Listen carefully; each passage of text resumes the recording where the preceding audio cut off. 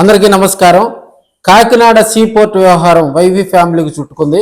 YV Subbareddy గారి కుమారుడు YV Subbareddy గారికి ఏకైక కుమారుడు వైవి విక్రాంత్ రెడ్డి కర్ణాటక వెంకటేశ్వరరావు దగ్గర నుంచి కూడా ఆర్థికంగా కూడా బెదిరించి బదలాయించుకున్నారని కూడా ఒక 2-3 రోజుల నుంచి కూడా ఈ వార్త అయితే స్టేట్ లో హల్చల్ చేస్తా ఉంది. కాకినాడ సీపోర్ట్ లో పవన్ కళ్యాణ్ గారు ఎప్పుడైతే అడుగుపెట్టి అక్కడ ఉన్నటువంటి అక్రమాలను బయటికి తీశాడో అప్పటి నుంచి కూడా వైవి సుబ్బారెడ్డి ఫ్యామిలీకి, అదేవిధంగా కాకినాడ సీపోర్ట్ ని గతంలో వైసీపీ ప్రభుత్వ హయాంలో కూడా ఇక్కడ ఉన్నటువంటి సీపోర్ట్ లో వాటా బదలాయింపులో కూడా వైవి విక్రాంత్ రెడ్డి చురుగ్గా పాల్గొని దాన్ని కర్ణాటక వెంకటేశ్వరరావు దగ్గర నుంచి కూడా ఆయన బదలాయింపు చేశారని కూడా ఈ మధ్యకాలంలో విమర్శలు అయితే వినిపిస్తున్నాయి. వెంకటేశ్వరరావు గారు కూడా ఫిర్యాదు చేసినట్లుగా కూడా తెలుస్తుంది.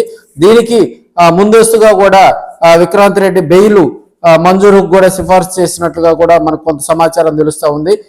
విక్రాంత్ రెడ్డి అద్దంకి నియోజకవర్గంలోనే మేదరమెట్ల గ్రామానికి చెందినటువంటి వ్యక్తి. అంటే వైఎస్ రాజశేఖర రెడ్డి గారికి ఆయన ఫస్ట్ టైం సీఎం అయినప్పుడు కూడా ఆయనకు సంబంధించినటువంటి కొన్ని లావాదేవీల్లో కూడా వైవి సుబ్బారెడ్డి పాత్ర కీలకమని కూడా అందరికీ తెలిసిన విషయమే. ఆయన మరణాంతరం కూడా షర్మిల విజయం వైపు వైవి సుబ్బారెడ్డి ఉండటంతో కూడా జగన్మోహన్ రెడ్డి పక్కన పెట్టినట్టుగా కూడా తెలుస్తా ఉంది. జగన్మోహన్ రెడ్డి సీఎం అయిన తర్వాత భారతిరెడ్డికి సంబంధించినటువంటి కొన్ని లావాదేవీలు ఆర్థిక పరమైన వ్యవహారాల్లో కూడా చురుగ్గా సెటిల్మెంట్ చేయటంలో విక్రాంత్ రెడ్డి దిట్టని కూడా చెప్పాలి.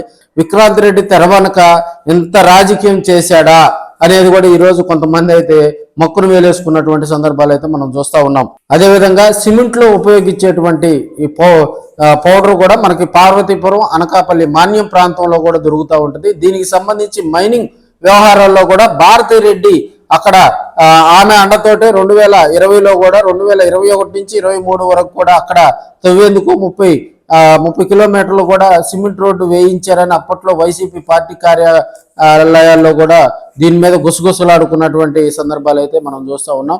మరి ఈ విక్రాంత్ రెడ్డి పరిస్థితి ఎలా ఉంటుందా? ఇప్పుడున్న కూటమి ప్రభుత్వం ఈయన మీద ఎలాంటి చర్యలకు తీసుకునే అవకాశాలు ఉన్నాయనేది కూడా సస్పెన్స్ గా మారింది.